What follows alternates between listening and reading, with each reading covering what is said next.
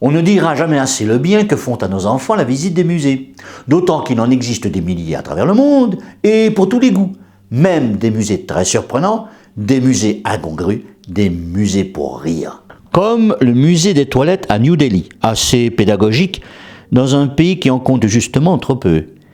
Le musée des cœurs brisés à Zagreb, où on se demande ce qu'on peut bien exposer.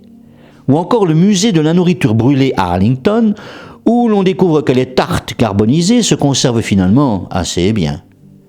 Je vous fais grâce du célèbre musée du slip à Bruxelles, qui montre des personnalités coiffées de slip, à prendre au 14e degré, naturellement. Mais il y a des musées beaucoup plus inattendus, comme le musée de la lessive à Spa, avec ses empilements de vieilles caisses à savon, ou le musée du collier de chien à Maidstone en Angleterre, dans un registre plus naïf. Tout comme le musée de la nouille à Osaka au Japon, ou encore le musée de la salière et de la poivrière à Galtenburg en Pennsylvanie. J'ignore s'il y a des visiteurs dans ces bric-à-brac, mais gageons que leur devanture est souvent prise en selfie. Dans un registre plus effrayant, on ne peut éviter le musée des maladies de la peau à Paris, avec ses moulages en cire des pires pustules et verrues. Musée bien plus écœurant que le musée de la lèpre à Bergen, en Norvège.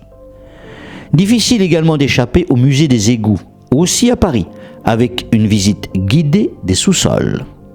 Enfin, sommet du terrifiant, on peut franchir le seuil du musée de la mort à Los Angeles, avec reconstitution de scènes de crime, ou bien le musée des parasites à Tokyo, avec agrandissement en 3D des gentilles bestioles qui nous colonisent les tripes. Bigre. Pour se détendre, on peut faire un détour par le musée du préservatif à Bangkok ou celui du phallus à Reykjavik.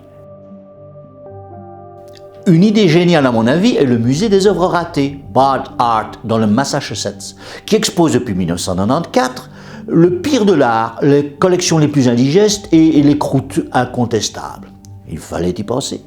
Quoiqu'en matière d'art, la frontière entre le beau et le moche reste discutable. N'oublie pas de t'abonner.